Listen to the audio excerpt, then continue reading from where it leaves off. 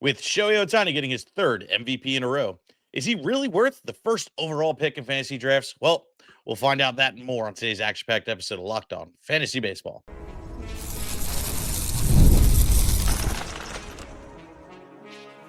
You are Locked On Fantasy Baseball, your daily fantasy baseball podcast. Part of the Locked On Podcast Network, your team every day.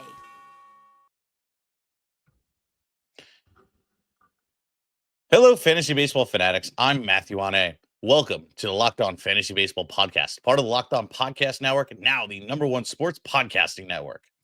Thank you, everydayers and new listeners, for making us your first listen each and every day. I'm a longtime fantasy baseball analyst with over 20 years of experience and baseball knowledge, and the reason I do this podcast is to share it with you guys. So, wherever you're watching or listening, please make sure to subscribe, comment, rate, and review. It really helps out the show. Today's episode is brought to you by FanDuel. Right now, new customers can bet just $5, and if your first bet wins, you'll get $300 in bonus bets to use across the app. Download the app today. Now, I got a good episode for you. We're going to be covering ADP, first round, first 10 picks, and there's a lot of question marks, actually, of, where certain guys should be drafted. Is the value true? Should guys be higher? And are we catching deals? Now, these are all questions we're going to ask. But the first question I present to you is Shohei Ohtani the #1 overall pick in fantasy drafts? Well, it depends on the league you're in, right? In the format. Well, one is Shohei Ohtani, one single player. Is he a pitcher and a hitter in the same? Then the answer is no question, yes. Move on to the next one, timestamps in there. It's not relevant to you whatsoever.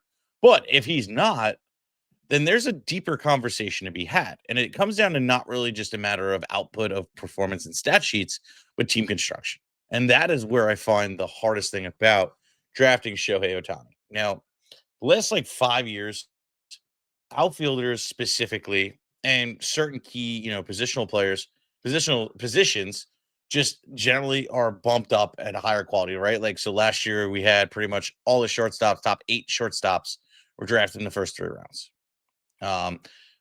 Top 25 outfielders were drafted in the first 3 rounds. And these are the things that you have to factor in when drafting Shohei Ohtani, being that he's utility only. And this really messes with your team construction because, by all means, there's a reason why he's been the MVP for 3 years. It's not because he's not incapable of being an out, we call it value, or pretty much give the return on the pick. I think he'll do that. That's not the question, but it's a matter of how well rounded is my team. If I start off with a UT guy that's only able to go in one spot, technically 2, or am I able to get an outfield guy that can go in any 3 to 4 positions plus my UT spots? That is the key part right there, and what gives you the most flexibility to build your team. And for me, Ohtani is still within the top, I would say 3. He's just not the #1 overall. And that is kind of really where it is. I'm kind of leaning more towards an Aaron Judge. I think he's the #1 overall player, and we'll talk about him as well. Aaron Judge, similar stats, especially this year. You compare him and Shohei, for instance, right? Shohei had 55 home runs.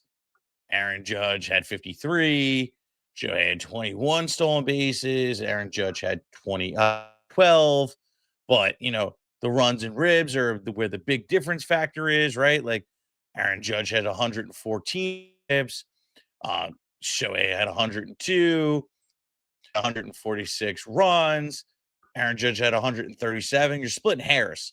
But the batting average also leaned on his side this year, 331, whereas Shohei had batted 282. But, granted, the last 2 years, Shohei has hit over 300 this first year, under 300 in the last 2 years, before the last 2 previous years.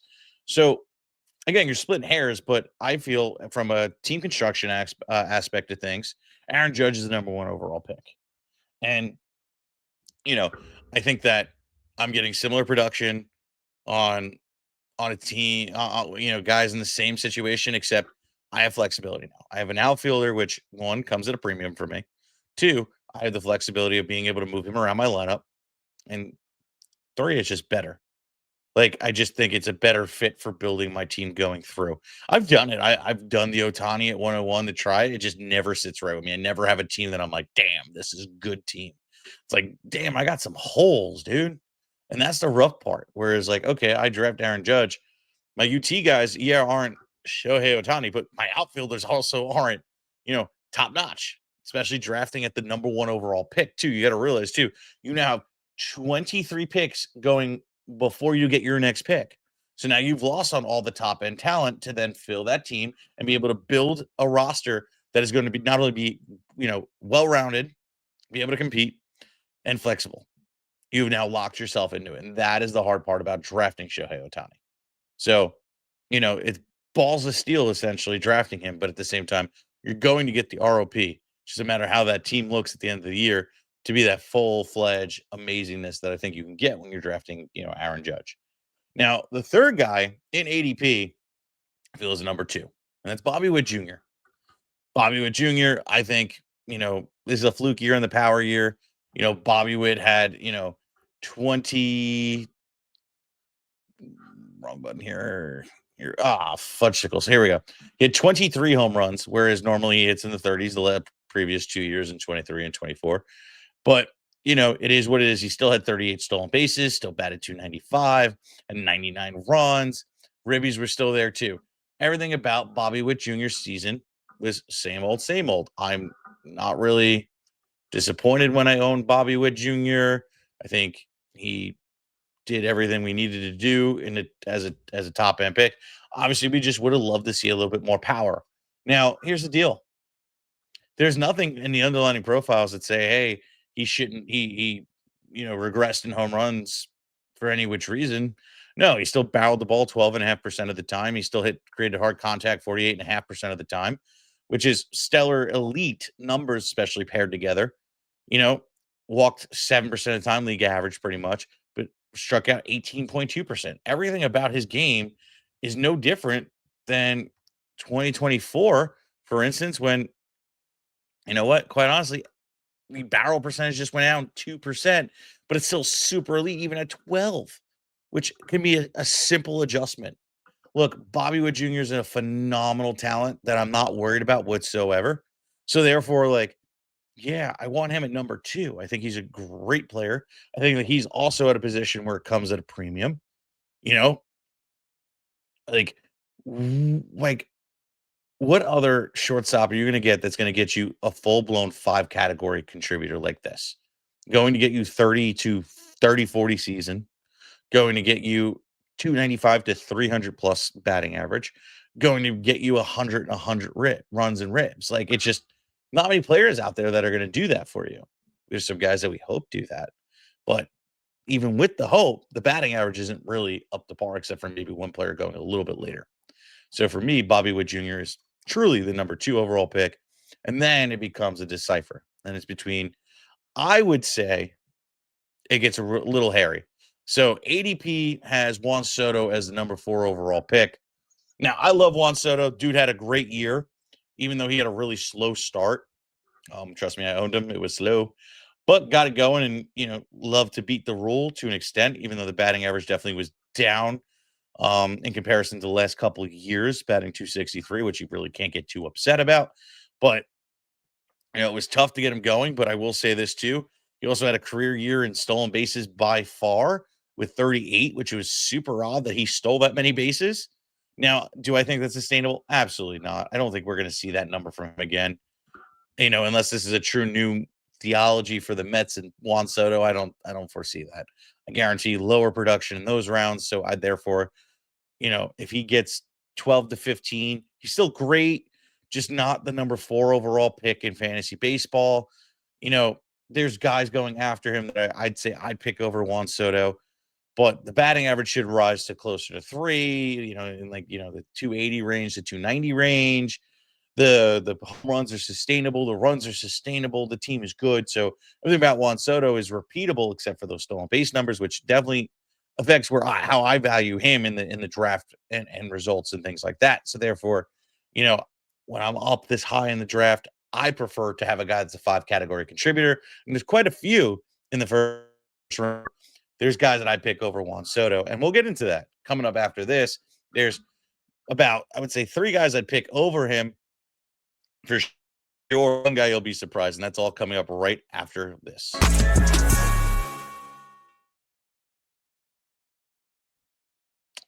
The NFL season is here, and FanDuel is making sure you're ready for kickoff. Can't miss off. Right now, we got a can't miss offer. Right now, new customers can bet just $5, and if your first bet wins, you'll get $300 in bonus bets to use across the app. I love using FanDuel because it fits however I like to bet. Player props, building same game parlays, or even jumping in live as the action unfolds. It makes every game more exciting. Whether you're watching your team or just keeping an eye on your fantasy lineups, it's quick, it's easy, and the best way to keep to add a little bit more energy to your Sundays.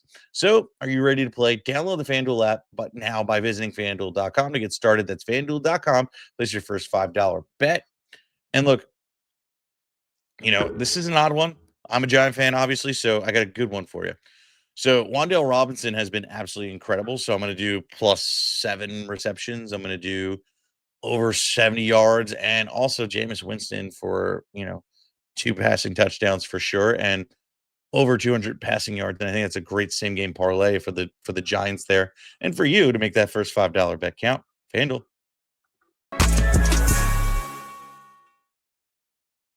But all right, let's get back into it.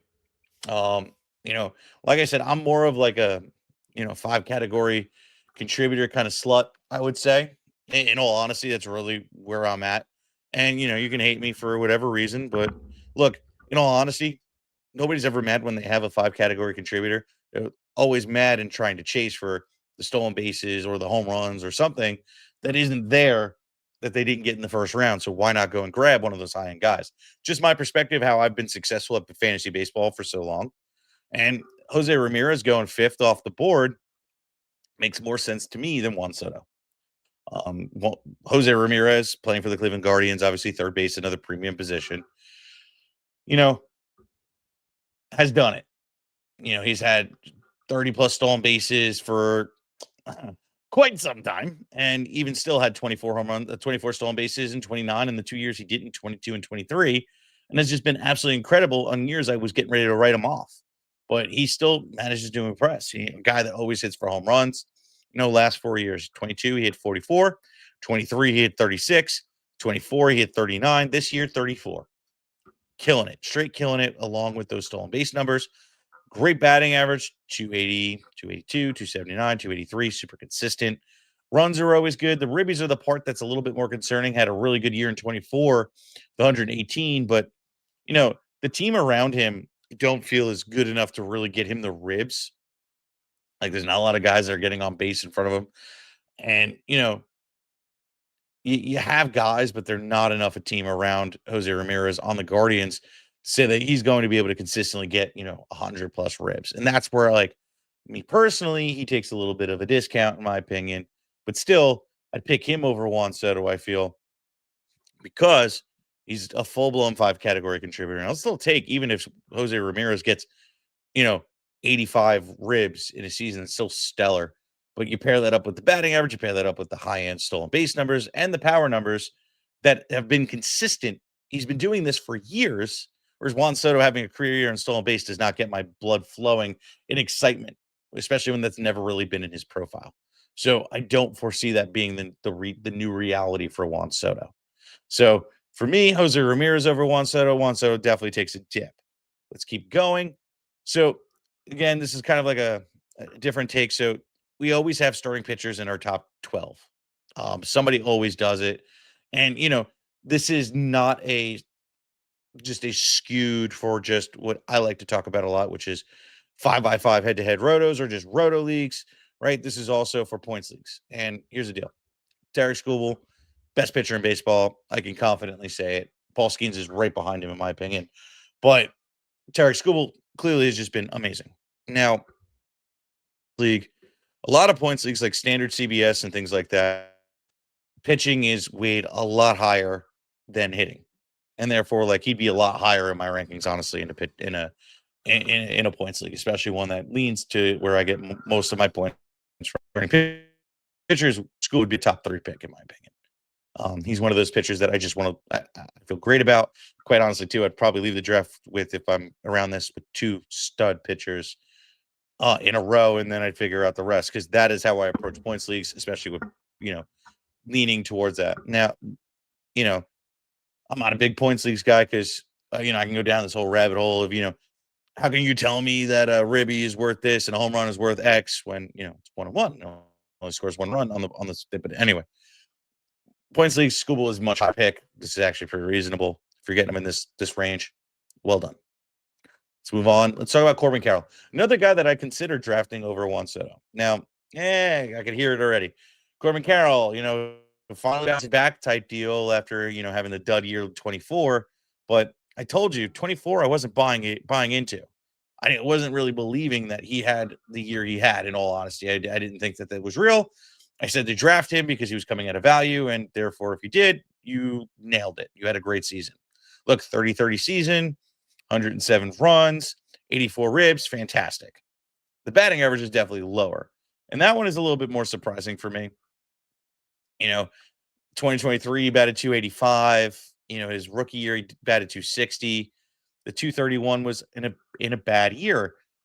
And you look at what he's done in his career in the minors, for instance, prior, because he's still young enough to actually talk about, minors. So he's been known for his batting average and being good behind the plate in terms of plate discipline. So therefore, like, for me, is Corbin Carroll, able to improve on that? And we'll see at least a 280 batting average? Absolutely. Do I also think we can see way more stolen bases from him? Absolutely. Now, here's the deal. When you look at Corbin Carroll from 23, the last time he was incredible, to this year, what is the difference? What makes the tangibles tangible of can he repeat that kind of performance? Well, in 23, he had a walk percentage of 8.8%, which is a little bit above league average, nothing crazy, with a K percentage of 19.4. Now, why am I talking about that? Well, let's talk about how it's only about 4% difference in the K percentage at 23.8%, but walked a lot better at 10.4%. Now, why is this important? Well, when guys don't walk and don't strike out 25% and they're under it, that means they're bound to have a better batting average. Then you mix it with a high walk percentage, which 10.4 is incredible. I think we'll see both positive regression in K percentage and negative regression in walks, see closer to that 23 value, which will be honestly right there just a form for seeing higher batting average overall. 260 isn't bad. You also look at what the expected batting average is on the season. It was really 265. That's also better, but I think we're going to see a 280 batting average. I think that is really where it is. 275 to 280, I think, is legitimate for Corbin Carroll. And if you're doing that, you're pretty excited. Now, he also whiffed a lot this year in comparison to the 23 season. 23 batted, he whiffed 21%, whiffed 24.8%. So if those numbers trend in the better direction too, we're going to see better production from him. Chased a little bit more as well this year. We'll see better, but that I will say this though. Here's the thing. Why I'm going to say there could be a better ceiling for him. Okay. He barreled 14.5% last year. He only came up with 31 home runs. He mixed that in with 49.9% hard hit percentage. Those two together usually scream higher power ceiling. So for me, when I'm splitting hairs and I think I can get similar production, I'm going to go with the upside. And the upside is on the Corbin Carroll side. Similar team situation, right? Both on teams that I'm not really impressed with the assets around them, being the Diamondbacks and the Cleveland Guardians. I'm also looking at Corbin Carroll as a whole in terms of upside. I think there's more power upside, or even with, I would say, even higher chances of having more stolen bases, and then the batting average being around the same. I think that Corbin Carroll is just a better pick, a guy that I also don't have to worry about age. And then that is the other factor. And I'm not really an ageist, but it does, kind of get in the back of your head when you're picking a guy this high of, okay, ceiling and age. And I'm going to pick Corbin Carroll on that side. And that's just me, preference, but Jose Ramirez is right behind him, in my opinion. So for me, Corbin Carroll, Jose Ramirez, other, you let me know how you feel in the comments. But coming up next, we're going to be talking about other guys, such as like an Elly De La Cruz, Ronald Acuna, and Julio Rodriguez. And are they in the right draft spot? I don't know. We'll find out right after this.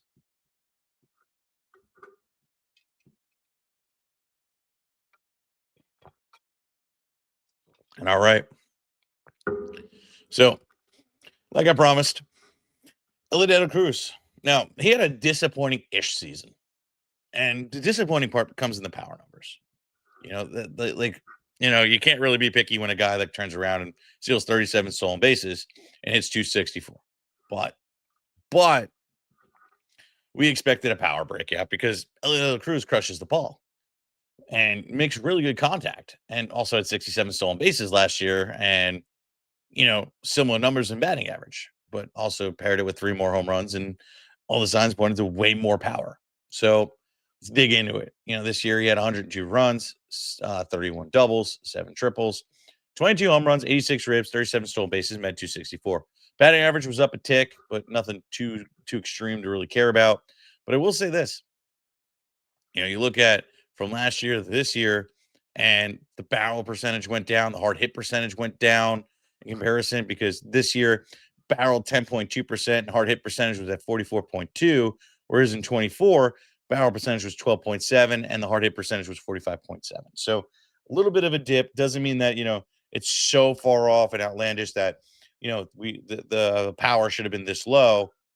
I just would have thought we saw a positive regression going in and saw the 30 home run stolen season with the high stolen base numbers, and we would have been talking about him as a top 3 pick, in all honesty. But unfortunately, it wasn't the case. Then you look at the batting average. Batting average seems to be sustainable. He walks 9.6% of the time, but strikes out 25.9% of the time. Now, I'm not mad at 25.9%.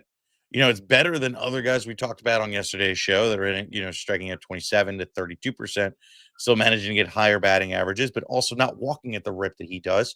So it's pretty impressive. And I think that if anything, there's better batting average to come.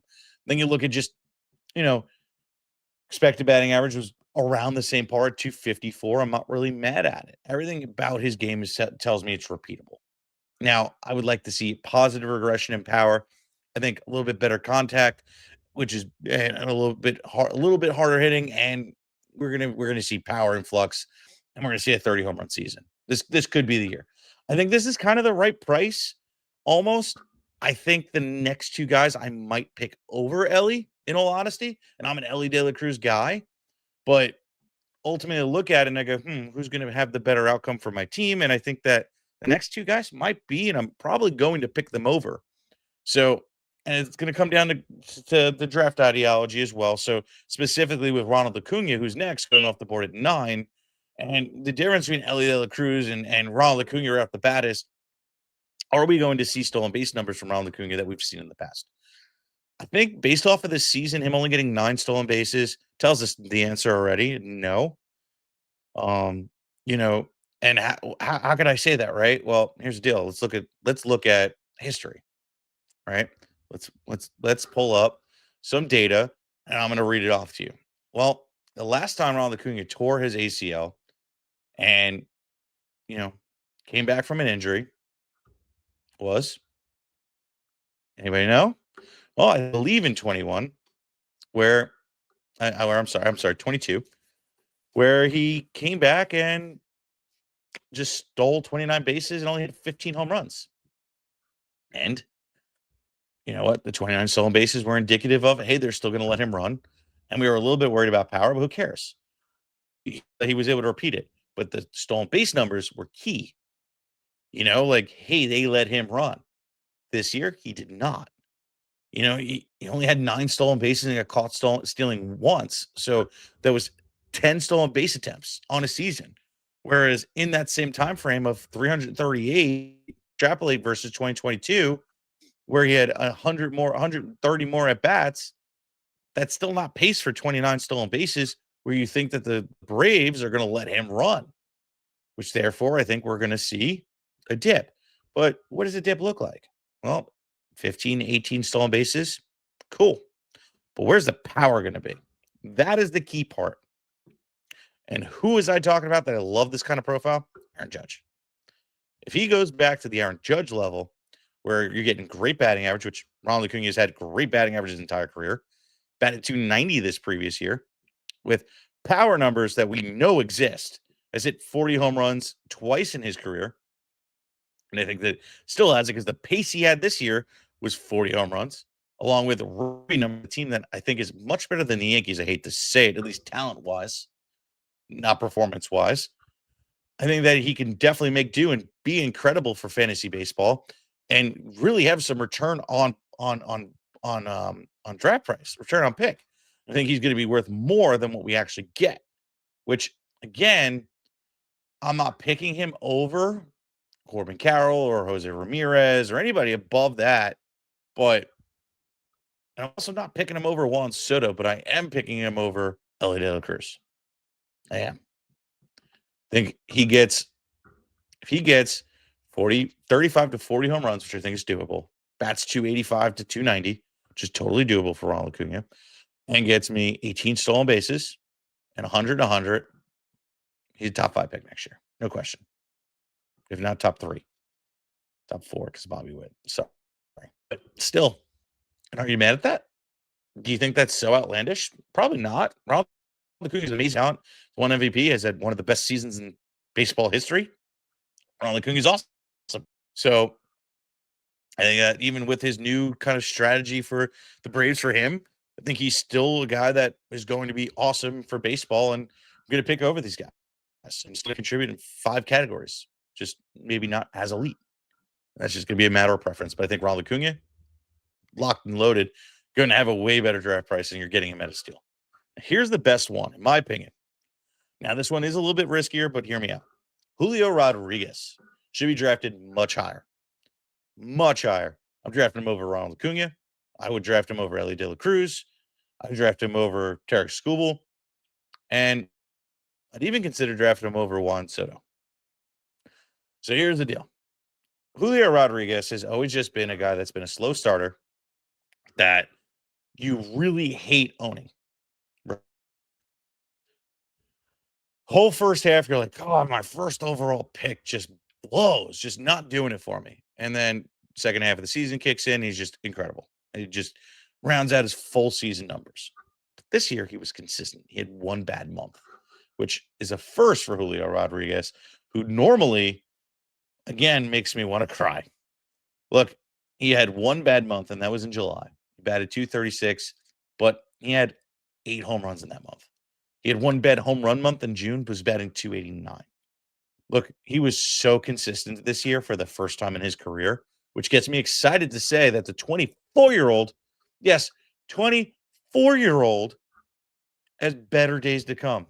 Yeah, no crud. Of course he has better days to come.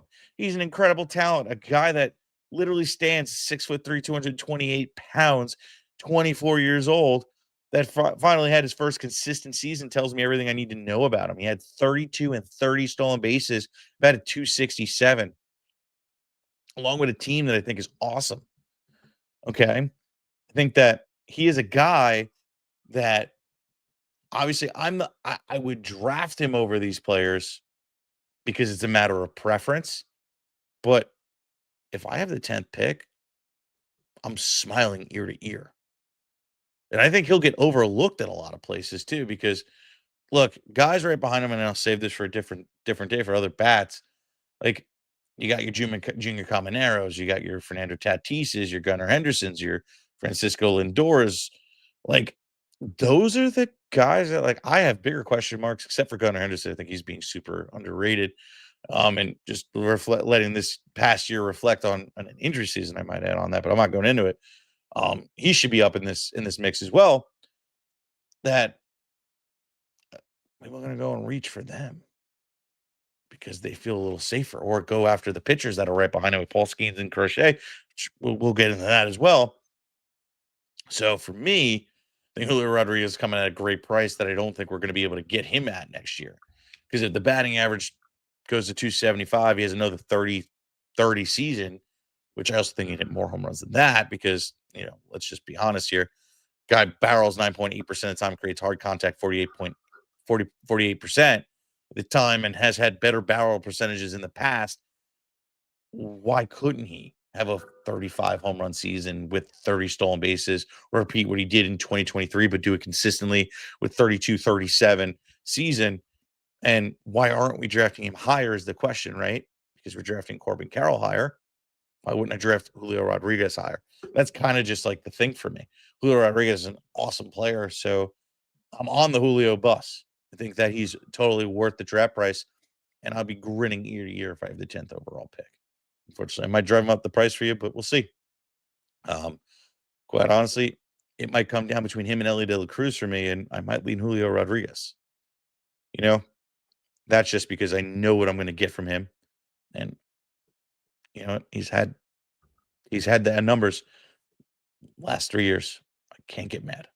So Julio Rodriguez for me. I'm definitely drafting over Elly De La Cruz, and I'm smiling ear to ear at 10th overall pick. Guys, thank you for hanging out for me. I hope this was informative, and I hope this kind of cleared up and didn't muddy the water for you on the first round picks. But hey, that's what I'm here for. Any questions, hit us up in the comments or check us out on the premium side.